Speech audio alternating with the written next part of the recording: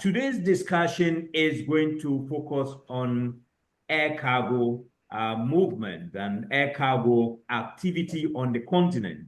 As most of you are aware, cargo is a big part of the airline activities on the continent, but not very much talked about, not very much understood, unlike the passenger, and very often are not giving the attention it actually deserves by some of our airlines. But for those who are deeply involved in cargo movement, we are here to share the stories today and then see how we can best improve on what we have.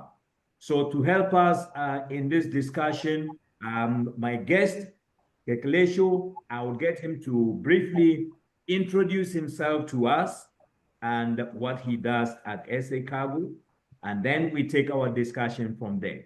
So, Kekeletso, you're most welcome to the show, and thank you for your time. Please tell us briefly about yourself and what you do at SA Cargo.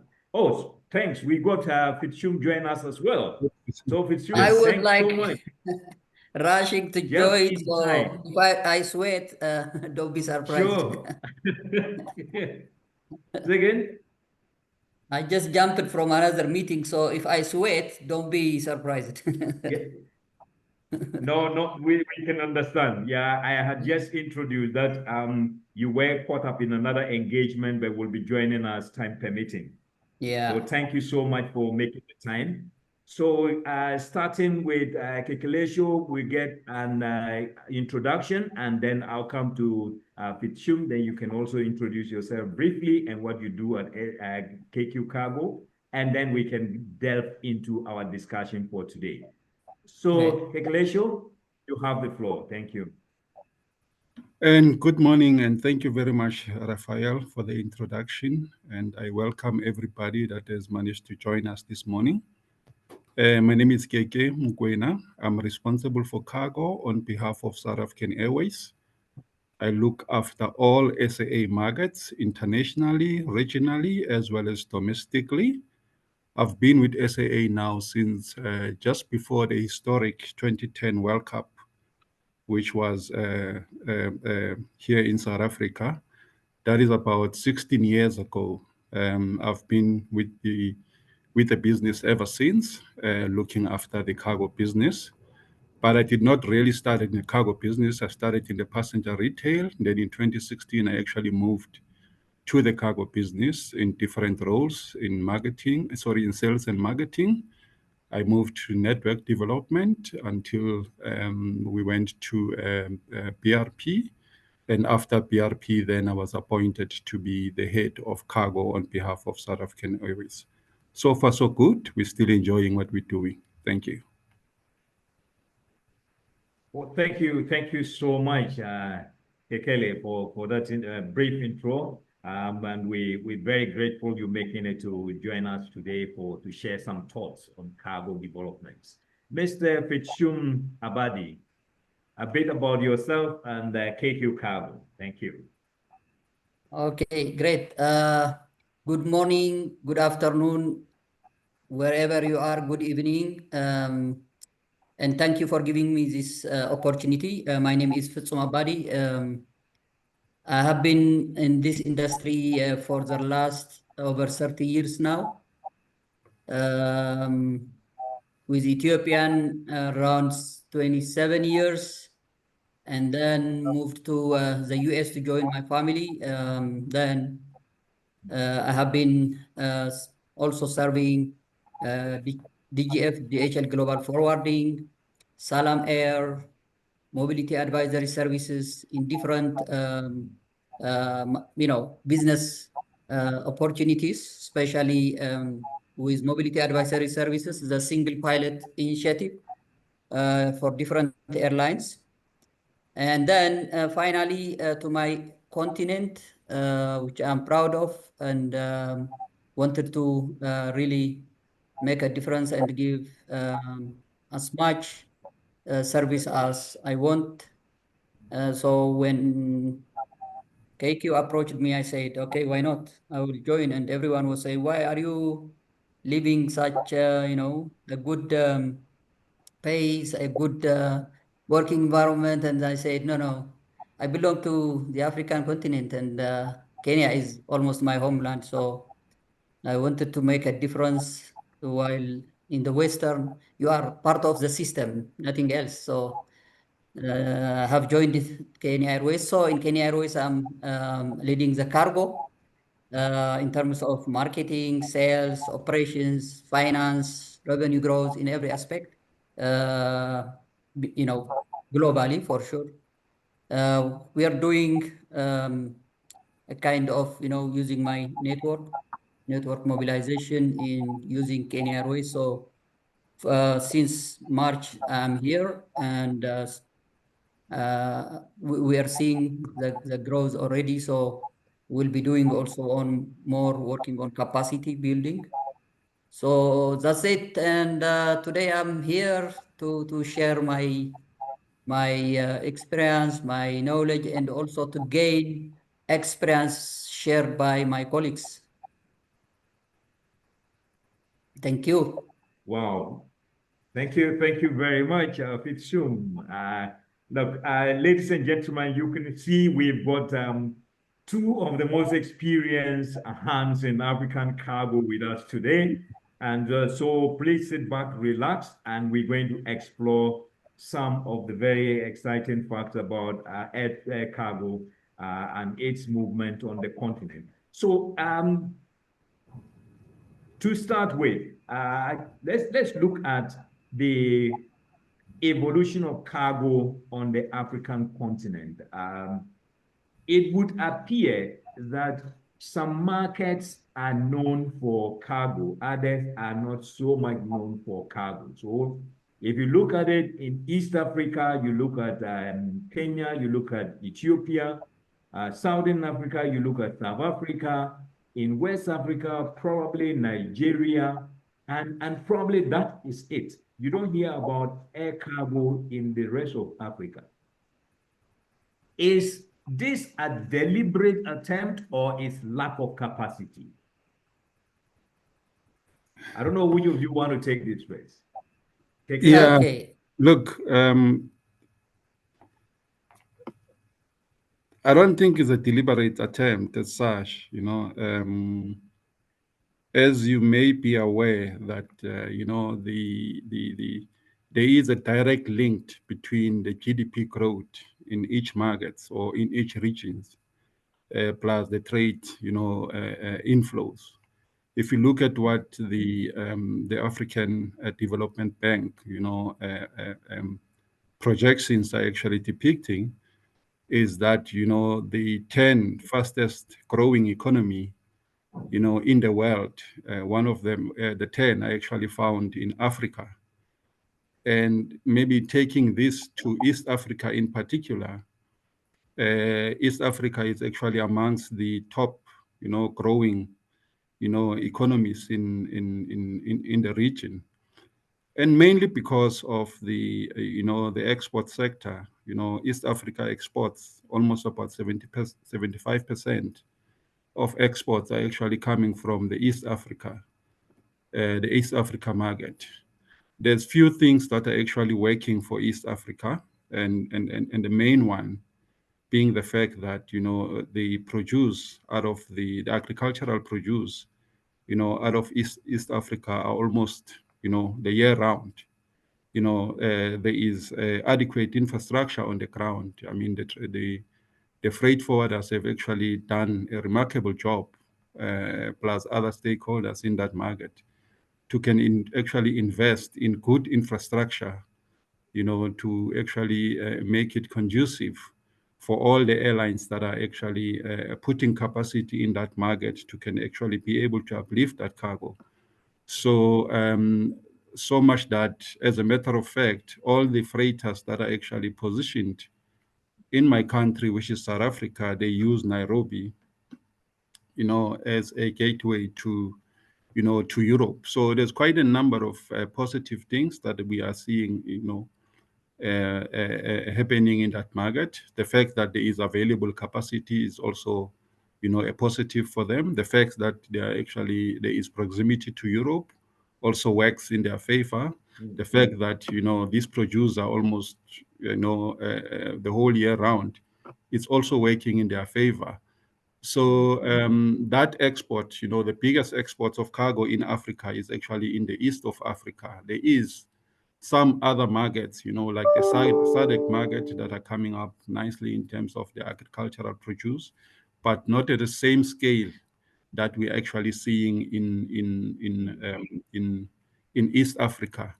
So, I mean, amongst the 10 of the fastest growing GDP countries, I think 3 or 4 of them are actually found in East Africa. So there's a lot that is actually working positively for that part of our region.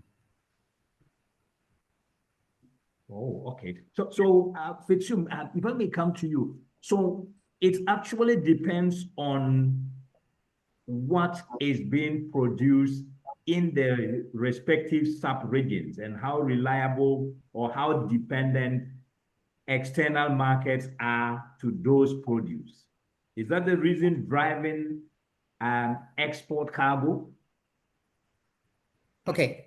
First of all, when we speak about cargo, if we put it generally, cargo, it would be much wider to cover. But since we are more on the air cargo business, we focus on the air cargo. Otherwise, cargo can be transported sea freight, air freight, and different ways. So when we focus on the air cargo, as my colleague said, we can put them in a kind of volume-wise how the East African, the South African, and some of the West Africans are handling cargo. That means that, we can say all Africa has cargo that exports, that the difference is only in terms of volume. But the main ones are like my colleague said, Kenya. Kenya is a big perishable exporter, exporting country since long. I can say I was grown up in Kenya export because we used to have with Ethiopian Airlines the 757 freighter. We were chartering from Kenya. So every carrier that comes either to South Africa, Central Africa, or in this region comes through Nairobi to uplift perishable cargo to Europe. So the perishable product takes the leader in terms of volume. So Kenya stands at the first level. Of course, if we go into commercial, other transit or in and out, it could be different. But from export perspective, it is over 360,000 tons that has been exported or transported, handled through Jomo Kenyatta International Airport. And Egypt comes with over 330,000 tons. And the same is South Africa, as he explained, is over 300,000 tons export. And Addis stands again like big perishable export. Those all, by the way, are dependent mainly on perishable exporters, but South Africa is different. And of course, Nigeria cannot be also ignored because it has exported over 200,000 tons per annum. So these are not, but we cannot say these are the only. We can, for example, Senegal exporters, though it is seasonal. Cote d'Ivoire has export. Ghana, Zambia, Cameroon, this Tanzania, Uganda, these all have export, but when we put it in terms of volume, these are the major ones. But the drivers are clearly explained, my colleague, that the economic growth, the GDP growth of these countries, especially in Kenya, Egypt, South Africa, Ethiopia, these are, having a continuous GDP growth, which attracts investments and, industrialization for also growing in these countries.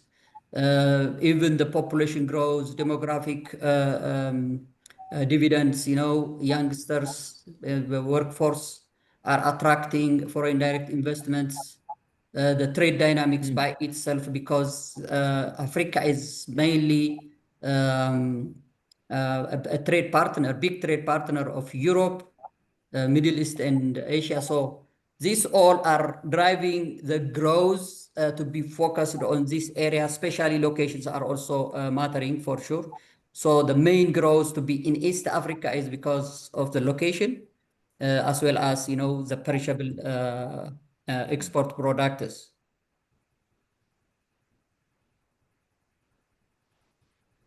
Thank you. So if I may get from you, so apart from perishables and to some extent high value minerals, what are the other exports from Africa?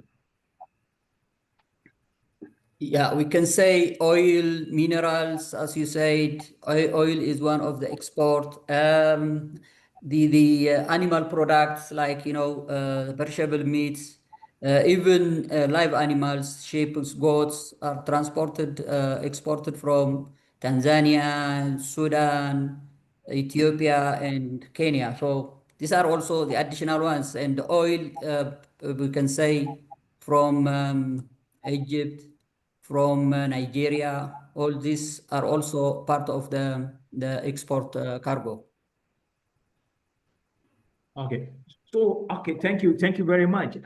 Kekele, now, I have heard and read variously that because most of the exports from Africa are perishables, the value in terms of revenue generation for exports is quite low compared to the revenue from imports into our country. How true is that? And why is it low, since perishables actually require more attention?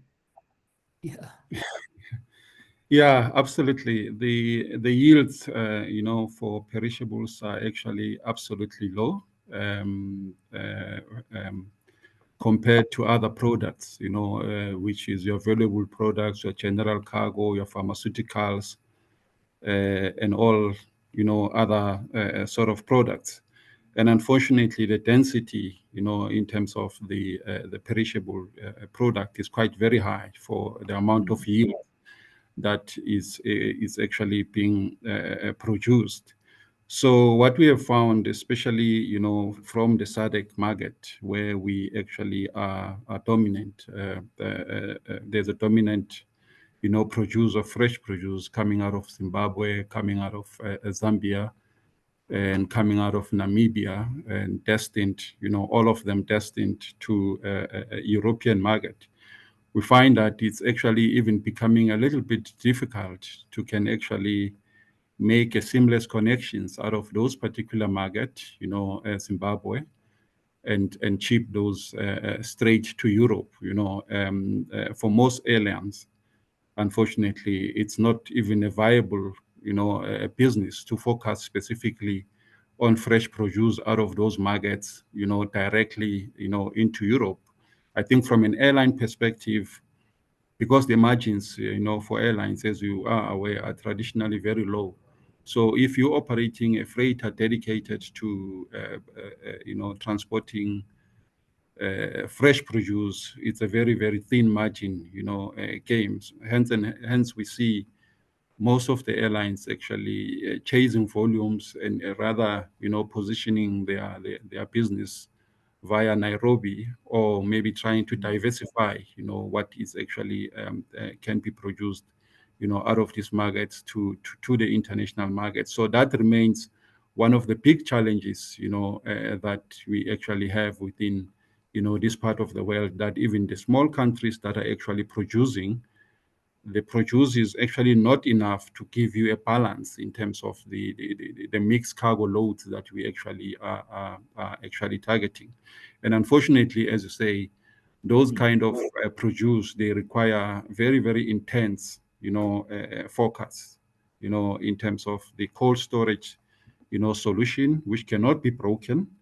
Unfortunately, we actually used to transport quite a number of flowers out of Zambia into Amsterdam through our freighters, and we had to put in a very special process out of the warehouse into the aircraft, from the aircraft into our warehouse here in Johannesburg, because any break in terms of the cold chain, process, you are left with huge number of claims. Because of the volumes that this type of products are actually producing, you find that the yields are actually always, you're going to always attract, low yields. Yeah. Okay. Wow. Thank you. And now, I just wanted to get from you, Fitsum. Yeah. We're talking about low yields. Now, there's also the additional problem I was reading about the other day of directionality of the cargo movement. That in some cases, one side you get the load to go, but on the return leg, you either come back empty, or you get a load from out there to come in, but you don't get enough to go out. How are you guys balancing this to ensure the business is profitable? Yeah. Okay.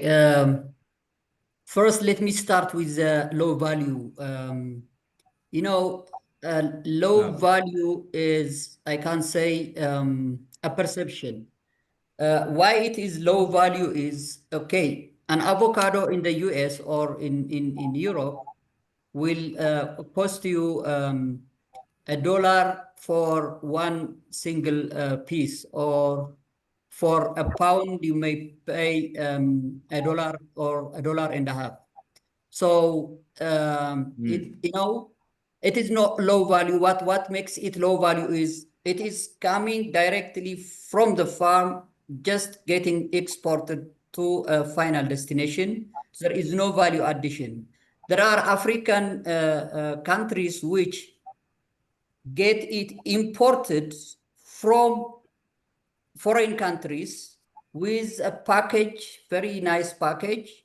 Even your own tomatoes that you exported from Africa, you get it packed and imported it with a value addition of only package and labeling. Perhaps it can put the sodium level, the protein level, whatever, you put that, and that value addition is bringing it to become more expensive. And sometimes even there are some African countries importing it at higher value, while they could get it from the farm directly within the Africa, and the intra-Africa market. So our intra-Africa market development is affecting it, so that they are getting it with value addition from foreign as import. Second, we are only exporting it without any value addition, so we have to work on value addition. So the low value itself is not the product itself, but the way it is packed, the way it is handled from the farm direct to the export with simple carton packages is making it low value. The directionality imbalance, by the way, we used to plan, when I was with ET, we used to plan 30% of our flights to be ferry back. For example, we fly with perishables or with commercial cargo from Addis Ababa to Douala, and we return back ferry. Or we may fly from Addis Ababa to Liège, Europe. On the return, we may have like suboptimal load, but still 30%, 40% ferry. So these types of directional imbalance was affecting us. But through out of the box strategic thinking, we were able to even create a huge backlog by diverting cargo from sea freight for on the open positions with a very lower price. Then a lot of cargo was getting diverted from the sea freight, especially those house appliances, even cars. They were diverting to air freight. Then when the customers start noticing that they were getting their goods fast into the destination and safe, some of their cargoes were getting roasted, by the salt of the oceans, ocean freight. Some of their cargoes are robbed or broken or something. So the safety and the speed was making them convinced even to pay higher. So when we raise the price, it becomes acceptable, and they were flying on air. So it is only, you know, a creative thinking that needs. Then COVID came. COVID taught us that the entire world is interconnected. There is no ferry position that operates from one country to the other. So all countries are interconnected. So you can have load from any airport if you work hard on knocking the doors and checking what exports they have, and you know what, especially corporates, they have cargo moving from one part of the world to the other. So we're getting the ferry mindset was completely wrong, you know. So during COVID, we have managed in and out full operation, full freighter. So the world is interconnected. The only thing is that we have the mindset, oh, okay, there is no return load, so we focus on that. Otherwise, we were getting from all Africa return load to Middle East, to Asia, to Europe, and from Europe, Middle East, and Asia going to Africa. So in and out was almost full. So that's the mindset. That's in my view. For example, now we operate from Nairobi to Lusaka. On the return, we have day-old chicks, we have hatching eggs to Entebbe. From Entebbe, similar product is going to Middle East or to Europe. So these are only the way we market it, the way we knock the potential doors that matters. Otherwise, the ferry is just in the mind. That's not ferry. Everything is interconnected. Yeah, So, perhaps just Fitsum, if I'm getting you, in other words, yeah, go ahead, Kekele. No. I just wanted to add, in terms of what my colleague is saying, that not all the markets have this imbalance, you know, strong outbound, you know, poor inbound. There are markets, you know, especially the West Africa markets, Nigeria being one of them, where you get a fairly good load on the outbound. You get, you know, full load on the inbound. That mainly is driven by a number of factors. You know, Nigeria is actually a hub, you know, a consolidating hub for many players in West Africa. So with that in mind, it actually benefits us as an airline that, you know, whatever that is consolidated in Nigeria and the demand from the Nigerian population in South Africa, we can actually put that cargo, you know, back in South Africa.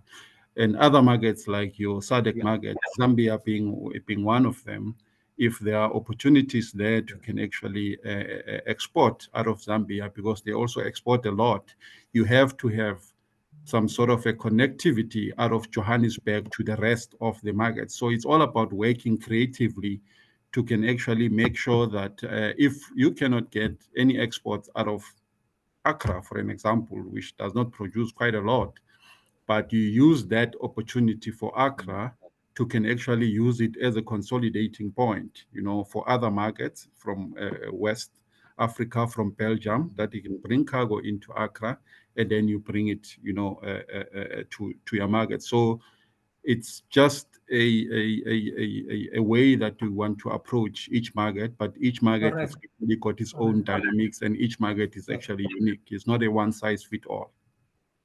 Correct. No, so tell me, Fitsum, so it is assumed that when it comes to cargo, the market is fairly unrestricted. Because if it's just a matter of actually trying to connect the dots, knowing where the cargo is so that you can pull it together because of the interconnected nature of the world. Correct. How does that play, particularly intra-Africa? How does it play when it comes to market access? Do you have traffic rights to move cargo around freely, unlike the passenger business where we have all those restrictions? You know, intra-Africa is the most, you know, interesting subject that should be discussed, to be honest, in length. Intra-Africa can attract not only within business, within the African countries, but also it can be a value addition to the exporting, the export shipments, the export goods. If the intra-Africa business grows, you know, in Europe, you have over 40% of within Europe business, and in Asia is almost 60% is within Asia and within themselves. So if in Africa we really have that intra-Africa trade tension resolved in terms of infrastructure, regulatory issues, you know, especially on regulatory issues, we are focused on controls instead of facilitation. So we should be able to flexible our mind to be a facilitator and you know, benefit. By the way, being facilitator or facilitation in terms of attitude, it will help the economy of the country and the continent as a whole. So we need to you know, make a little flexibility in our regulatory issues. Then definitely infrastructures are very important in terms of warehouses, cold chain. My colleague was speaking about cold chain storages and ICT by itself, you know, in technology wise. These all infrastructures are very important to connect what is going out from one African country to the rest of the world or within Africa even. So this information can be, you know, gathered through a technology, a conducive technology of the, so that technology, if it is interfaced, then intra-Africa business, intra-Africa trading will grow. So infrastructure is very important, but infrastructure in terms of facilities, airports, ports, and also in terms of ICT. But above all, the regulatory flexibility is important. We will talk about, yeah, we will talk about infrastructure a bit more shortly. But I want us to just see in terms of the market attractiveness. I mean, you did mention that intra-Africa market development is affecting cargo development. Do you think that the Africa Continental Free Trade Area is likely to boost cargo development on the continent? Absolutely, without no doubt, because the intra-Africa, especially the Africa Continental Free Trade Area, is going to liberalize the trading. You know, Africa generally, most of the youngsters are traders, so the trading can come through, for example, sea freights. And if you have a free trade area, you know, you have created a free trade area in like the same as a free trade zone in Dubai. You know, if you create a free trade area where easily from one country to another country easily trade each other, this will make it more growing in terms of freight transportation, freight movement, and trade development. This is going to help a lot. So this initiative is the crucial initiative, including the single Africa air transport market. These two are the most important initiatives where all African countries should work together to the implementation. It's very important. There are, you know, a lot of initiatives which have been initiated, but still at initiation level. Like, for example, the e-trade for all. This is very important. You know, it attracts a lot of e-commerce. E-commerce, by the way, is not in our mind. E-commerce, we think that it is for mobiles and laptops or things like that. But e-commerce now, even all our perishables are under e-commerce now. So e-commerce can be attracted with these types of initiatives. E-trade for all initiative, which has been signed, I think, in 2016 in Nairobi, by almost all transport ministers. So this all initiatives are very important to grow intra-Africa and even trading with the rest of the world. So now, Kekele, we don't sort of hear often about competition in the cargo business space. Is there competition at all? Or it's all about complementarity and trying to make the cargo move from one place to the other, irrespective of, and there's good partnership among operators? Yeah, no, thank you. There is very strong competition, in the cargo business from really? airlines. I don't hear about it. From airlines that are focusing on belly or to pure sort of a freighter, operators. But I think what is quite saddening, especially for the Africa market, is that despite the fact that we all actually have the same challenges, in Africa, there are very few very strong airlines, that you can name. I mean, on top of the head, you've got your East Africa, your Ethiopian Airlines, you've got your North, Egypt Air and Royal Air Morocco. You move to Kenya Airways and Astral. You move to Tanzania, Air Tanzania. You move to the SADC market, and then the picture suddenly changes. Only South African Airways and Air Mauritius are one of the strongest players in this particular part of the world. It's quite very important that whilst African carriers actually can compete, which is healthy competition should actually happen every day. Whilst there is actually strong competition amongst our own airlines, but there should also be a very strong collaboration amongst these particular airlines, mainly for different reasons. And one of them is that we all have the same sort of challenges as African airlines. Number one is access to capital. Less than 50% of African carriers have got access to affordable, aircraft, financing. That alone tells you that if African airlines are really not working together, to can actually address some of the challenges. Competition is going to actually end up killing all of us.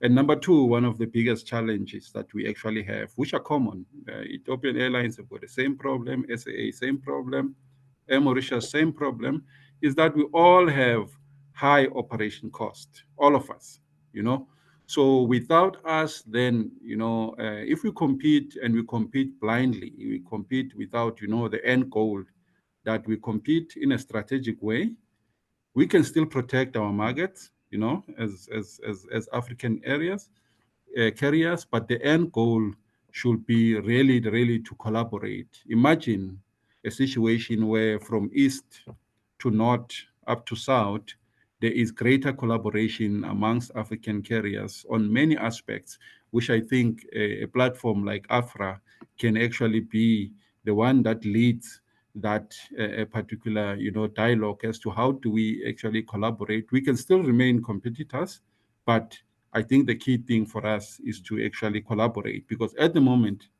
unfortunately, we are competing with airlines, especially international airlines, that are earning their revenues in hard currency.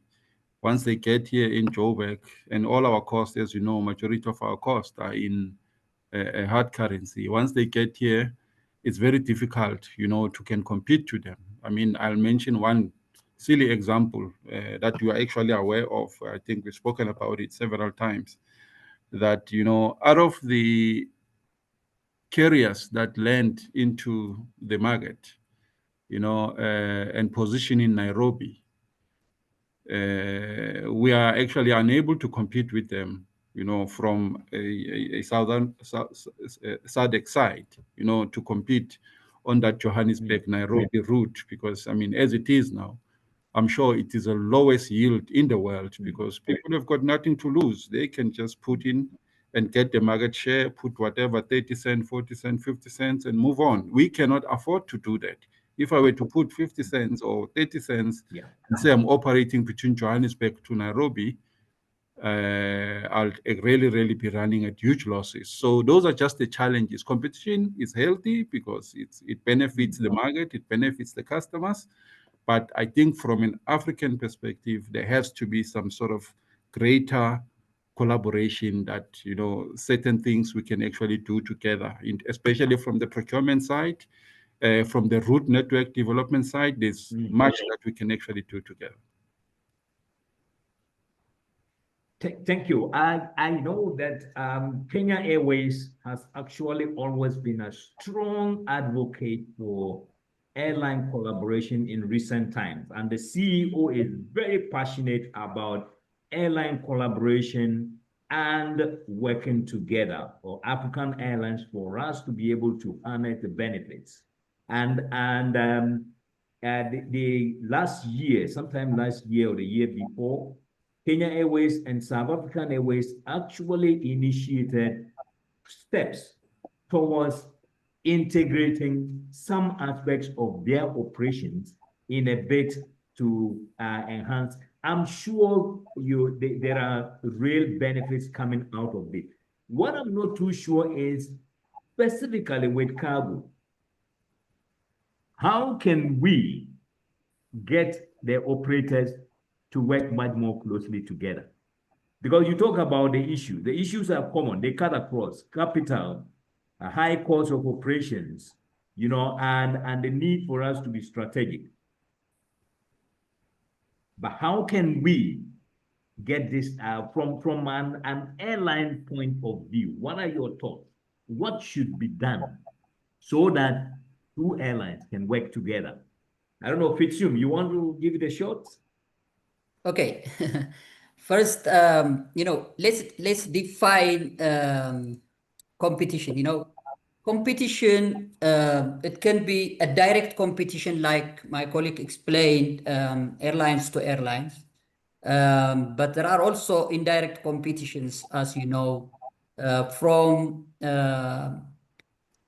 airline and train or land transport or tracking. These types of especially short-haul flights can also compete with different indirect competitors. But competition can be resolved through, as you say, partnership. So this partnership has to come through negotiation. You have to put a kind of a similar playground where you mutually benefit out of the partnership. So you have to create a partnership that benefits both partners. So to create both partners, you have to have a market analysis. What are we going to achieve from this partnership? You have to put it in clear terms. So once that partnership, if you take, for example, African Airlines, the market share for African Airlines is less than 25% when you compare it with non-African airlines. Even that less than 20, about 25% has reached because of the growth in market share of Ethiopian Airlines. Otherwise, the rest, we are almost nowhere. So what we are saying here is that African Airlines, if they create a partnership, and grow, they will not affect each other. Rather, they will be pushing out those mega carriers, non-African carriers, who are taking the bigger portion of the cake. So partnership is not a choice. It is a mandatory tool for African Airlines to fight against non-African airlines who are taking, as he said, for example, they are coming with big commercial cargo. It could be e-commerce, pharmaceuticals, or different things to Africa. On their return, if they take it at 50 cents or 60 cents for them, it makes sense because they are coming with big high revenue cargo. So African Airlines, they have no choice except partnering and then taking, at least growing the market share in order to push out the majority players who are non-African. And then this next is customer engagement. But let me come in here. let me just come in here. Because among African airlines, it's always very difficult for us to cooperate for whatever reason. I am not sure, but it's always difficult for us. In fact, in some cases, it's much easier for us to cooperate with a non-African carrier than to cooperate as African carriers. Thank you. So what can we really do differently to ensure that we attract ourselves to each other? Mindset. The only okay. Let me put it in clear terms here. You know what? It's a mindset issue. We have to understand each other that no one is exploiter to the other as far as they are all African carriers. But we see while the non-African carriers are complementing, the African carriers are exploiting type of mindset is there. For example, we have initiated a partnership between Air Tanzania and Kenya Airways on freighter. Still, it is not happening, but we have given everything, every attractive proposals that we can to Air Tanzania from the cargo side, that we can complement each other by combining the capacity in Air Tanzania and the capacity in Kenya Airways. It's not yet happening. The mindset I feel, you know, as external person, I'm feeling that, okay, I don't know, Kenya Airways may be going to exploit the Tanzania air benefits, but at the end of the day, Air Tanzania is not benefiting, Kenya Airways is not benefiting, but if they are together, they are going to benefit to each other by one, utilizing the resources available to the maximum they can, two, combining the market reach, where Air Tanzania is reaching different customers, Kenya Airways is reaching different customers. So we will be multiplying it, nothing to exploit each other except complement. So there could be a good engagement in between this. It's very important to have a very open-minded engagement and flexible mindset. Thank you for that. Now, Kekele, let me get back to you on this similar area. Oftentimes we seem to be our own enemies. That's the way I look at it, especially in African aviation. Absolutely. That we want to either play solo, we want to kill our neighbor so that we keep the market. And when we have failed, we despise our neighbor and go for foreign partners so that the foreign partners can help us kill our local brother, so that we now have the market, so that we hand over the market to the foreign carrier. How can we deal with this complex situation in air cargo? It's a very good question and very difficult to can actually, understand as to what is it that we can actually do. Because as my colleague said, I think personally, having maybe attempted to work with different, carriers, in the continent, I think there's still that lack of trust. If somebody comes and say, hey, we need to partner, you look at them suspiciously to say, I wonder what his intentions, are. Going back to, the collaboration, we started very well with our East African partner, which is Kenya Airways. We started very, very well. Actually, cargo was the first one off the block in terms of, uplifting cargo out of Amsterdam via Nairobi into Johannesburg. And I was expecting that, by now, the whole thing would have, been now grown to include, other areas in terms of joint collaboration on freighters, joint network and all of that. But we had some few challenges, which are still being, addressed internally. And we're hoping that, once there is a sort of a reset, of this particular relationship, I think we will come out of it, having, better ways as to how do we actually address it, going forward. I think the first point of departure in doing this particular relationships is that there must be sort of clear guiding principles, and there must be intention on both parties to say this is what we want to actually achieve. And any sort of challenges should be addressed immediately. They should not be left to fester, and then one day when we come back to you, the challenges are so big that thinking the best way out of this is to really to kill this, because the potential is actually there. Yeah. That different, Potential exists. yeah, potential is actually there, that there's so much collaboration that we can actually do amongst ourselves, especially with the same like-minded carriers, because some people might not actually be keen to actually do that, but I think there's so much value, in the continent, especially amongst key players. Maybe it should not be for everybody. It must just start with certain key players to say, key players, this is what we want to do. Let's start it, and then everybody else can join in later. There must be that intention and the roadmap that we say, this is what we're going to stick to, and this is what we're going to do. Okay. But no, thanks for that. I think our time is running out. We have less than 10 minutes, but we have a number of questions also coming in. So let's try and review those questions with very short and crispy answers, so that we go back to the rest of our questions and conclude. The first one is from Eric Lokolong.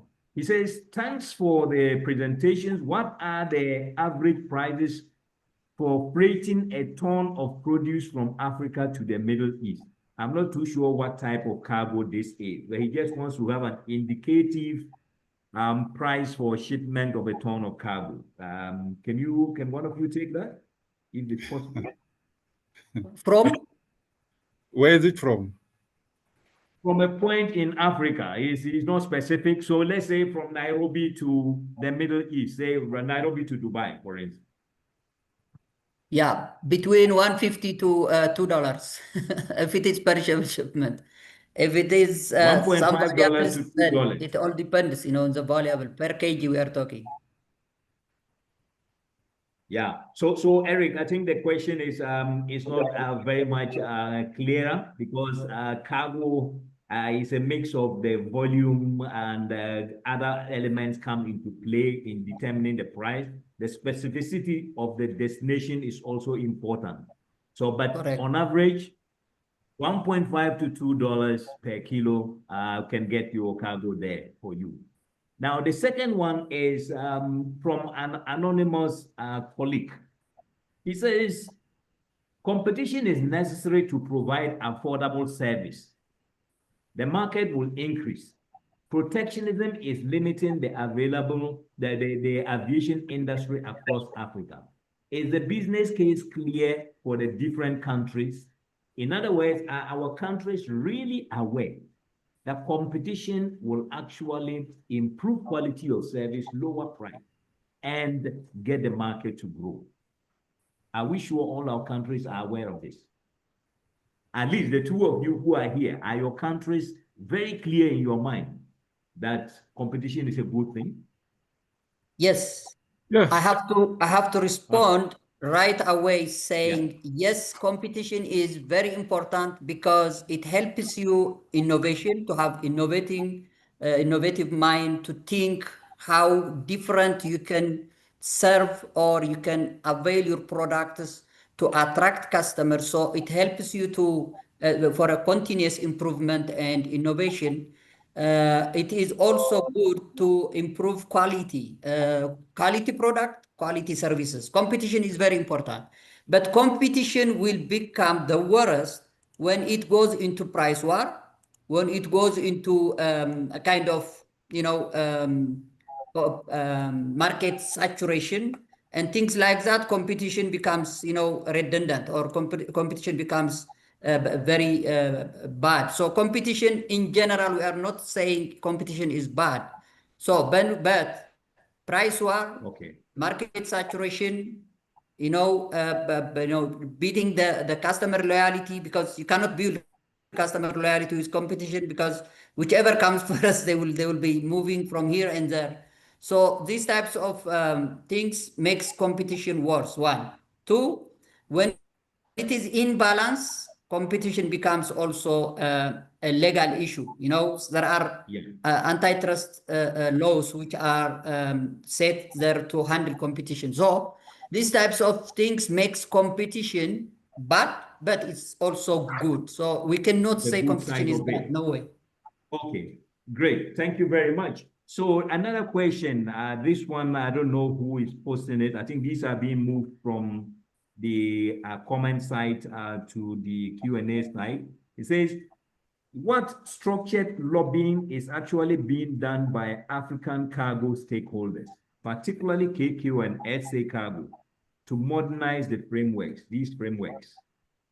In terms of lobbying, what are you guys doing to ensure that African cargo operators actually have a very strong and focal approach? I don't know who you want to take it. Yeah, South African Airways is an active member of AFRAA, which is key in terms of assisting, us to lobby some of the policy issues, in the aviation industry. And not only that, we are quite the big supporter of the single air transport, market in Africa, in terms of the AU Agenda 2063, that we fully support, that Africa should be liberal, should have actually open skies, And we also are doing quite a number of initiatives from our side through our network to actually connect, different, corridors in Africa in terms of transporting, air cargo back to different countries, So with all of that platforms, including as I've mentioned, AFRAA, we're using those particular platforms to can actually lobby and make sure that our voices are actually heard through such platforms. Thank you very much. Now, Ahmed. Just to add a little bit. Yes. Okay. The regulatory frameworks that are implemented in Africa, including BASA, Yamoussoukro Declaration or Decision, the Single Africa Trade Market, and all these initiatives, they are coming through the lobbying, the discussion. So, people from different authorities and airlines sit together. What can we then do as initiative to make implemented and then to make it more flexible and more. So these initiatives are based on lobbying, discussions, and negotiations that are coming into practice. The only thing is, even AFCAC by itself, is another supportive to implement the Yamoussoukro and SATM for implementation. So these all are coming through negotiations, lobbying, and discussion. So it's not something that is stagnant. It is still moving. Okay, great. Now our time is up, but let me just ask these two interrelated, very important questions by Ahmed Gawat and Ewos Iroro. The first one by Ahmed says, how can technology help in collaboration? And then Ewos is saying, what role can artificial intelligence play in helping improve cargo operations within Africa in terms of predictability of cargo movement and better packaging? So I don't know how do you want to look at it very briefly, just in about 30 seconds each. If you can take this one, then we conclude. Technology, use of technology in the cargo space. Yeah, technology is very important because technology gives you information. Technology gives you data, where to focus and what to do next. technology gives you access to different customers, different products. So technology is very important, and AI is even making it more more upgraded and more conducive and more helpful. So technology for cargo growth is very important, both one in terms of accessing information and planning your products or schedules accordingly. Two, in terms of partner negotiations and discussions and creating a partnership business. So these two important in cargo growth are helpful or helped by AI and technology to create a conducive and you know, a competitive playground for partnerships. Okay. Yeah, All right. look, Kekele, you want to add something to that briefly? yeah, look, I think the adoption of technology by air cargo is actually unavoidable now, especially with the rapid growth of e-commerce, in the industry. So we all know that cargo is a little bit backward compared to passenger when it comes to technology. But with the advancements now in terms of the the e-commerce and all of that, we have no choice as an industry but to embrace artificial technology and machine learning, so that we can actually work better. We can actually increase our efficiencies in a lot of areas, including maintenance, including cargo tracking, and streamline our workflows. So I believe that in the next couple of years we will see more and more cargo operators actually embracing technology, because one of the key growth factors for cargo is Thank in you very much. e-commerce, I which think requires technology. Yeah. our time is now, we're now overshooting our time. So there are still so many questions and comments. I cannot read all.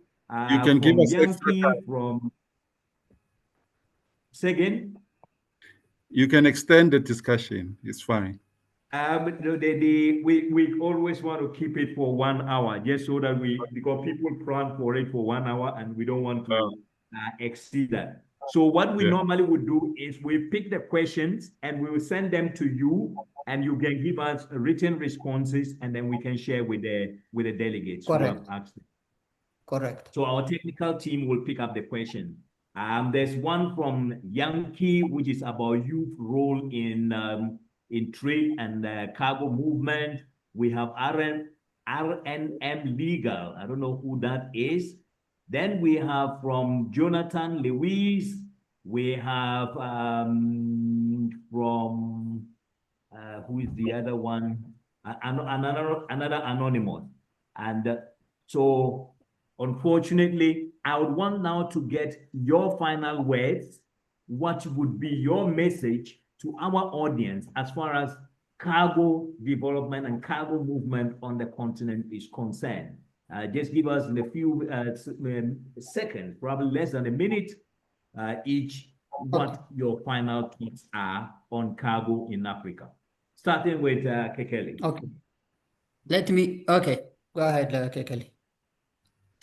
All right. No, thank you, Raphael. I think my last message to the audience is that, by 2050, more than a third of the world's young people will actually be in Africa.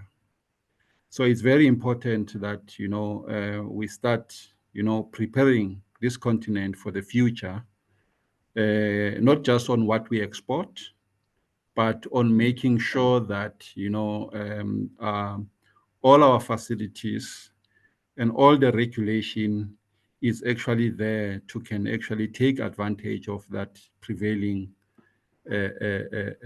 condition. I mean, 2050 is just around the corner. So in Africa, will be the center of that particular attention. We cannot miss that particular sort of an opportunity. It's very important that we start preparing for that, making sure that our infrastructure are ready, our regulations are ready and implemented, so that by 2050 we are good to go to take, our rightful place in aviation.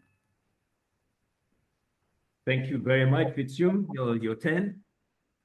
Okay, what I wanted to say, as we repeatedly said, it is Africa, in terms of world trade, is contributing only less than 2%.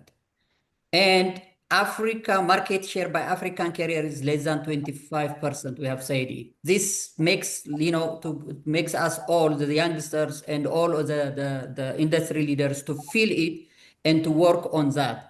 The low intra-Africa trade is really affecting us in terms of economic integration. And, the trade is commodity dependent, which is low value because we are not adding value. So this is creating trade deficit for Africans. So we have to really work hard in integrating ourselves in collaboration, implementation of the Continental Africa Trade Area, the Single Africa Trade Market, the e-trade for all these initiatives to be implemented so that this within Africa trade tension grows to the level we wanted it, so that what my colleague said, the youngsters can be more players in this important platform. So capacity building, infrastructure building, investment attractions, roads and airport buildings, and these all things should be done by Africans themselves in order to grow Africa trade, and African youngsters can benefit out of it. This is what I wanted to say. Thank you so very much. And let me say that the chairman of the AFRAA Cargo Committee, Mr. Sanjeev Gada, who is also the CEO of Astral Aviation, sends his regards, his warmest regards, and his appreciation for a very exciting discussion on cargo on this platform. So many commendations have come in, we cannot read all. Allow me to thank my guests, Kekele and Fitsum, for making time to enlighten us about air transport cargo. Considering the interest in this subject, I think we would need another session sooner than later to further delve into some of the issues and then address some of the questions that we could not address at this session. But thank you very much for your time. And to my audience, we thank you very much for taking time to participate in this session. I hope you find it interesting and exciting and educative. Please let us have another session on SkyConnect next month, first week of July. Thank you very much, and I wish you all a very nice day, and bye-bye for me. Thank you. Bye-bye. Thank you. Bye.